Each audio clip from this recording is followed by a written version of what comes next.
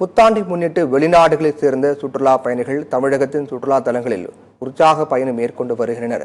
கடந்த சில தினங்களாக இங்கிலாந்து, ஆஸ்திரேலியா உள்ளிட்ட வெளிநாடுகளைச் சேர்ந்த சுற்றுலா பயணிகள் தமிழ்நாட்டின் பல்வேறு இடங்களில் சுற்றுலா பயணம் மேற்கொண்டு வருகிறார்கள். 10 ஆட்டோக்களில் பயணம் செய்து முக்கிய சுற்றுலா தலங்களை பார்வையிட்டு வருகின்றனர். நேற்று இரவு புதுச்சேரியில் இருந்து புறப்பட்டு தற்போது தஞ்சையில் உள்ள சுற்றுலா தலங்களை சுற்றி பார்த்து வருகின்றனர். இந்த பயணம் தங்களுக்கு புது விதமான அனுபவத்தை அளிப்பதாகவும் அவர்கள் தெரிவித்துள்ளனர்.